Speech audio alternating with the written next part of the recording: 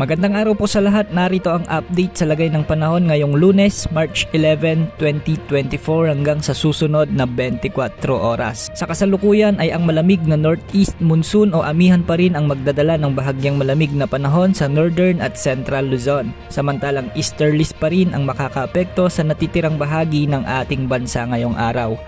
Magpapatuloy ang pagbugso ng amihan hanggang ngayong Miyerkules at pansamantalang mawawala ng ilang araw. Bubugso muli ito pagsapit ng Lunes sa susunod na linggo at posibleng makaapekto pa rin sa bansa hanggang sa ikatlong linggo ng buwan ng Marso.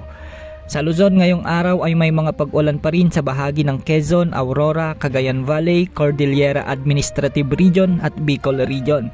Ito ay dahil pa rin sa umiiral na amihan kaya pinapayuhan natin ang mga kababayan nating ilang araw ng inuulan na maging alerto sa banta ng flash floods at landslides. Para sa Metro Manila at natitirang bahagi ng Luzon, mababa ang tsansa ng mga pag-ulan ngayon maliban sa mga isolated rains dulot ng mga localized thunderstorms.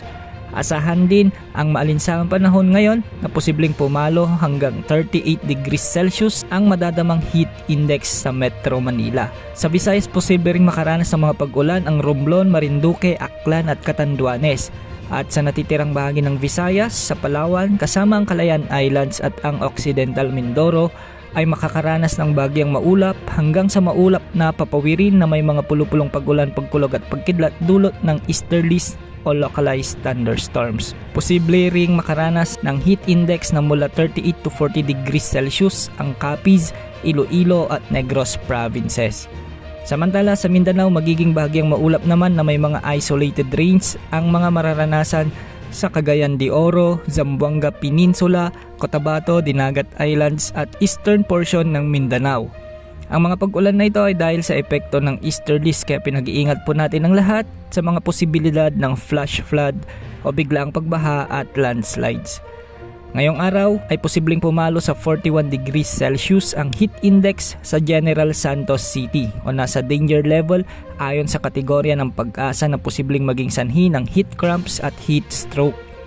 Posible rin na umabot sa 38 degrees Celsius ang heat index ngayon sa Davao City.